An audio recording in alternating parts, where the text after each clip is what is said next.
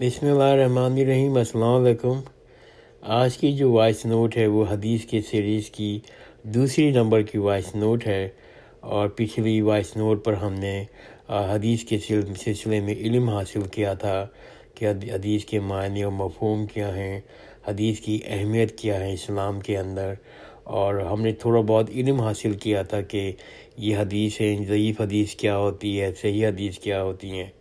انشاءاللہ اسی سیریز کو ہم جاری رکھیں گے، اور آج ہم علم حاصل کریں گے کہ کتابت حدیث کیا ہے، حدیث کی پہلی کتاب کیا ہے، اور حدیث کی جو کتب 7 ہیں یعنی کہ 7 کتابیں ہیں ان کا مختصر تعارف لیں گے۔ کوشش کریں گے کہ 10 منٹ کی آج کی وائس نوٹ میں کہ زیادہ سے زیادہ چیزیں ہم لوگ کور کر سکیں۔ تو کتاب حدیث کہ حدیثوں کا لکھنا کب شروع ہوا۔ کتابت حدیث کے سلسلے میں یہ ہے کہ حدیث کی جو کتابت کا سلسلہ ہے یہ دور نبوی میں ہی آپ صلی اللہ علیہ وسلم کے حکم سے شروع ہو گیا تھا، جیسا کہ فتح مکہ کے موقع پہ آپ صلی اللہ علیہ وآلہ وسلم نے صحابہ کرام سے فرمایا تھا ابو شاہ کو احادیث لکھ کر دو، اور یہ حدیث جو ہے یہ صحیح ابو داؤد میں رپورٹ ہوئی ہے۔ حدیث کا نمبر ہے 2017۔ اسی طرح سے ایک اور روایت میں حضرت ابو ہریرہ رضی اللہ تعالیٰ عنہ نے فرمایا تھا مجھے اصحاب رسول میں سب سے زیادہ احادیث یاد ہیں سوائے عبداللہ بن عمر رضی اللہ عنہ کے، کیونکہ وہ احادیث لکھ لیا کرتے ہیں، میں نہیں لکھتا تھا۔ اور یہ حدیث جو ہے وہ رپورٹ ہوئی ہے صحیح ترمذی میں، اور اس کا نمبر ہے 2668۔ اسی طرح سے ایک اور روایت ہے جو آپ صلی اللہ علیہ وسلم نے فرمایا احادیث لکھ لیا کرو، کیونکہ اس ذات کی قسم جس کے ہاتھ میں میری جان ہے ان دونوں ہونٹوں کے سے حق کے سوا کچھ نہیں نکلتا۔ حضرت صلی اللہ علیہ وسلم نے فرمایا احادیث لکھ لیا کرو، کیونکہ اس ذات کی قسم جس کے ہاتھ میں میری جان ہے ان دونوں ہونٹوں سے حق کے سوا کچھ نہیں نکلتا، اور یہ حدیث رپورٹ ہوئی ابو داؤد میں 3664 نمبر ہے۔ ایک اور حدیث نبوی ہے کہ یوں فرمایا کہ علم کو لکھ کر محفوظ کر لیا کرو، اور یہ حدیث رپورٹ ہوئی ہے صحیح جامعہ صغیر 4664۔ تو یہ تو میں نے کچھ احادیث آپ لوگوں کے ساتھ شیئر کی جس میں حضرت صلی اللہ علیہ وسلم نے خود حکم دیا صحابہ کرام کو کہ احادیث نوٹ کر لیا کرو۔ اور حدیث کی جو پہلی کتاب ہے جو جس کے بارے میں علم ہوتا ہے وہ ہے آپ کا امام مالک کی الموطا۔ حدیث کی پہلی مرتب کتاب موطا بتائی جاتی ہے۔ یہ فقہی ترتیب پر مشتمل ہے، اور موطا عربی زبان کا لفظ ہے جس کے معنی ہیں ایسا راستہ جس پہ کثرت کے ساتھ لوگ چلتے ہیں۔ مراد ہے صراط مستقیم، سیدھا راستہ، اللہ کا راستہ، جسے محمد صلی اللہ علیہ وسلم نے اور صحابہ کرام رضی اللہ تعالیٰ عنہم نے بعد میں سلف صالحین، ائمہ دین اور کام علماء ملت نے اپنایا۔ اہل علم نے کہا یہ کتاب 140 ہجری کے قریب ترتیب دی گئی ہے۔ جو باقی علماء کرام نے ہمیں بتایا ہے کہ یہ جو پہلی کتاب جو حدیث کی ہے جو ترتیب دی ہے امام مالک نے وہ 140 ہجری کے قریب ترتیب دی ہے۔ اس میں صحابہ اور تابعین کے اقوال ملا کے کل 1720 روایت ہیں۔ اس میں 1720 احادیث شامل ہیں، جن میں مرفوع احادیث 600 ہیں، مرسل روایتیں 222 ہیں، موقوف روایتیں 613 ہیں، اور اقوال تابعین 285 ہیں۔ جیسے میں نے بتایا عرض کیا آپ کو کہ جو اس کی مرتب کرنے والے امام مالک رحمۃ اللہ علیہ ہیں، جن کا پورا نام جو ہے مکمل نام جو ہے وہ ہے مالک بن انس بن عامر بن مالک، اور لقب جو ہے امام دار الہجرہ ہے۔ آپ ایک روایت کے مطابق 93 ہجری میں مدینہ میں ہی پیدا ہوئے، اور 179 ہجری میں 169 ہجری میں مدینہ میں ہی وفات ہوئے۔ آپ کو اللہ تعالیٰ نے کمال کا حافظ عطا فرمایا تھا، آپ اپنے استاد سے مرتبہ احادیث سن لیا کرتے تھے جو کبھی بھولتے نہیں تھے، اور آپ تقویٰ و پرہیزگاری میں بھی اعلیٰ مرتبہ کے مالک تھے۔ آپ کے مشاغل تعلیم و تربیت کے بعد آپ ہر وقت اللہ کی عبادت اور تلاوت قرآن میں ہی مصروف رہتے تھے۔ بطور خاص شب جمعے تو ساری رات ہی گزارتے تھے۔ یہ بات ہمیں معلوم ہوئی ہے، مختلف ان کے شاگردوں نے اور علماء کرام نے رپورٹ کی ہے کہ امام مالک جمعے کی رات کو ساری رات عبادت کرتے تھے، اور حق گوئی میں اس قدر بے باک تھے کہ آپ کو اس کے خاطر حاکم وقت کی مخالفت اور اس کی طرف سے دی گئی ہوئی ایذائیں تکلیفیں تک برداشت کرنی پڑتی تھیں، مگر آپ کے پائے ثبات کبھی بھی متزلزل نہیں ہوئے۔ کتب سبع کا مختصر تعارف، جو 7 کتابیں حدیث میں ہماری رپورٹ ہوئی ہیں ان کا میں مختصر تعارف کرتا ہوں۔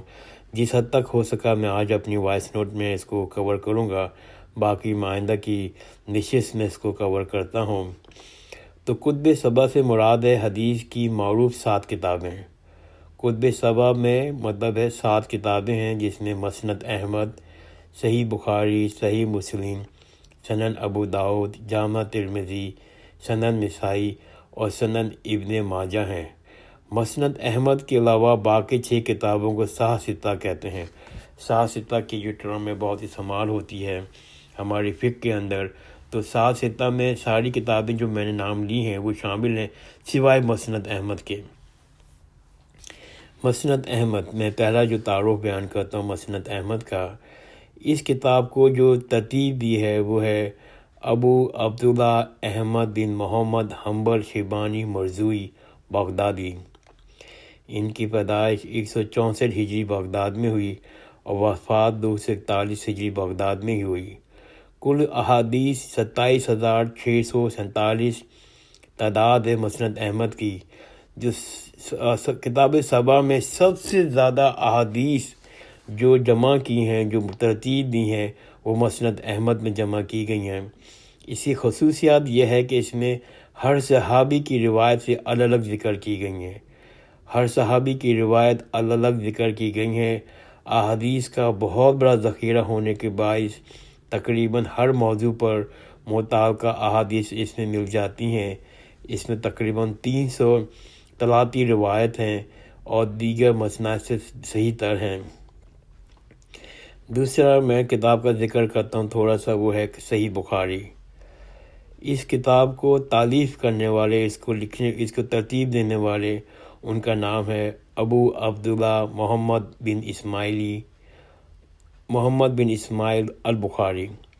ابو عبداللہ محمد بن اسماعیل البخاری، ان کی پیدائش 194 ہجری بخارا میں ہوئی اور وفات 256 ہجری سمرقند میں ہوئی۔ اور ان کتاب احادیث کی کتاب کا جو نام ہے وہ پورا نام اصل میں ایسے ہے: الجامع صحیح مسند بن حدیث رسول اللہ صلی اللہ علیہ وسلم و سنن ایامہ۔ اور ایک اور روایت میں ان کا نام ایسا بھی ہے اس کتاب کا کہ جامع مسند صحیح مختصر من امور رسول اللہ صلی اللہ علیہ وسلم و سنن ایامہ۔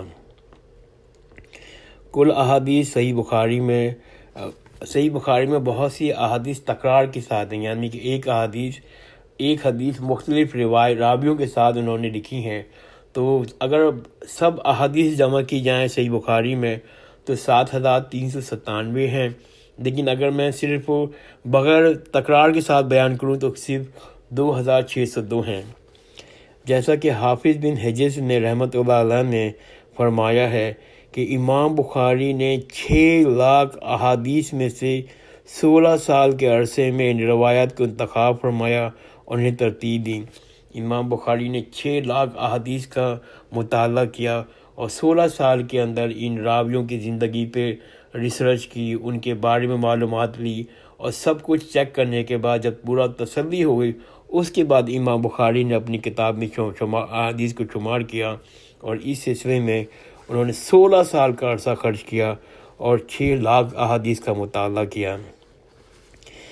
اور اس کی خوبی کیا ہے، خصوصیات کیا ہے؟ اس کتاب کو قرآن کے بعد حدیث کی سب سے زیادہ صحیح کتاب ہونے کا اعزاز حاصل ہے۔ اس کی تمام احادیث صحیح ہیں۔ اس کے تراجم ابواب میں امام بخاری نے بہت سی فقہی مسائل بیان کر دیے ہیں۔ جب آپ مطالعہ کریں گے صحیح بخاری کا تو ہر حدیث کے بعد یا چند حدیثوں کے بعد جب ایک باب بناتے ہیں اس کے نیچے پھر اس کے فقہی مسائل بھی لکھتے ہیں امام غزالی صاحب، تو وہ اس حدیث کے بعد فقہی مسائل بھی وہ اپنی کتاب میں شامل کرتے ہیں۔ اس کا فائدہ یہ ہے کہ آپ کو حدیث کے نیچے ہی عقائد کے بارے میں، احکام کے بارے میں، سیر کے بارے میں، تفسیر کے بارے میں، فتن کے بارے میں، مغازی اور مناقب کی سب حدیثیں ایک ساتھ یکجا مل جاتی ہیں۔ یہ بہت خصوصیت شامل ہے صحیح بخاری کی کتاب کے اندر کہ آپ کو ہر موضوع کے اوپر نیچے تفسیر بیان کی گئی ہے اور جمع کی گئی ہیں۔ تیسرا نام ہے احادیث کتاب میں، وہ ہے صحیح مسلم۔ صحیح مسلم کی جو مرتب کیا ہے وہ کیا ہے ابو الحسین مسلم بن حجاج کشیری نیشاپور۔ ان کی ولادت 2000، ان کی جو ولادت ہوئی ہے، پیدائش ہوئی ہے، وہ 2004 ہجری میں نیشاپور میں ہوئی اور وفات 2061 ہجری میں نیشاپور میں ہوئی۔ اور اس کتاب میں کل جو احادیث ہیں، ان کتاب میں بھی بہت تکرار ہیں۔ ایک حدیث مختلف راویوں سے ایک حدیث مختلف راویوں سے لکھی ہیں۔ اگر تکرار کے ساتھ لکھی جائیں تو ٹوٹل جو احادیث صحیح مسلم میں ہیں وہ 7563 ہیں، لیکن اگر میں تکرار کے نکال دوں تو ٹوٹل احادیث بنتی ہیں 3033 بنتی ہیں۔ اس کتاب کی جو خصوصیات وہ یہ ہے، اس کی خاص بات یہ ہے، اس کتاب کو قرآن کے بعد حدیث کے بعد حدیث کی دوسری صحیح ترین کتاب ہونے کا اعزاز حاصل ہے۔ پہلی حدیث کی جو صحیح ترین کتاب وہ امام بخاری کی کتاب صحیح بخاری ہے، دوسری کتاب جو ہے صحیح مسلم کو اس کو دوسرا نمبر حاصل ہے۔ اس کی بھی تمام احادیث صحیح ہیں اور اس میں قریب المعنی اور ملت جدی احادیث کو ایک ہی مقام پر یکجا کیا گیا ہے۔ صحیح بخاری اور صحیح مسلمین کو صحیحین کہتے ہیں، اگرچہ ان دونوں کتب کو تمام روایت صحیح ہونے پر اتفاق ہے، لیکن صحیح بخاری کو صحیح مسلم پر ترجیح دی گئی ہے۔ اس کی یہ وجوہات ہیں۔ سب سے پہلی وجوہات یہ ہے کہ امام بخاری امام مسلم کے نسبت علم حدیث کو زیادہ جانتے ہیں، اس لیے صحیح بخاری کو ترجیح دی گئی ہے۔ دوسری یہ کہ احادیث جمع کرنے میں امام مسلم کی نسبت امام بخاری کی شرط زیادہ سخت تھی۔ امام بخاری کا قول ہے کہ کسی بھی راوی سے جس کی روایت کی گئی ہے اس کے ساتھ کم از کم ایک دفعہ ملاقات شرط ہے، جبکہ امام مسلم کے ہاں ایسی کوئی شرط نہیں۔ اس کا مطلب یہ ہے کہ امام بخاری نے جن صحابی کی روایت سے حدیثیں لی ہیں ان سے کم از کم زندگی میں ایک دفعہ ملاقات کی ہے، اس حدیث کے بارے میں ان سے معلومات لی، ان سے خود منہ سے سنا، پھر جا کر اس نے انہیں حدیث میں شامل کیا، جبکہ امام مسلم کے ہاں ایسی کوئی شرط نہیں ہے۔ امام صحیح بخاری کی روایت صحیح مسلم کی روایت کی نسبت کم مجروح ہیں۔ صحیح بخاری میں صحیح مسلم کی نسبت شاذ و معطل روایت بہت کم ہے۔ امام بخاری کے سامنے تصنیف حدیث کا کوئی نمونہ نہیں تھا، جبکہ امام مسلم کے سامنے بخاری کا نمونہ موجود تھا۔ بخاری کی اکثر احادیث پہلے طبقے سے ہیں، جبکہ مسلم میں ایسا نہیں ہے۔ امام بخاری امام مسلم کے استاد ہیں، اس لیے استاد کی بزرگی بھی حاصل ہے۔ ایک اور بات میں آپ کے علم میں یہاں رکھ دوں کہ صحیح کے علاوہ، یعنی کہ صحیح بخاری اور صحیح مسلم کے علاوہ دیگر جو کتب ہیں جن کا میں نے نام لیا ہے، جن میں آپ کا کہتے ہیں سنن ابو داؤد ہے، جامع ترمذی ہے، سنن نسائی ہے، سنن ابن ماجہ ہے، مسند احمد ہیں، ان کتب میں صحیح کے ساتھ ضعیف احادیث بھی شامل ہیں، لیکن صحیح بخاری اور صحیح مسلم وہ احادیث کتاب ہیں جس میں کوئی بھی ضعیف حدیث شامل نہیں ہے۔ انشاءاللہ میں یہاں اپنا مطالعہ کو روکتا ہوں اور آئندہ کی نشست میں ہم لوگ سنن ابو داؤد، جامع ترمذی اور باقی کتابوں کا مطالعہ کریں گے۔ جزاک اللہ خیرن، خدا حافظ۔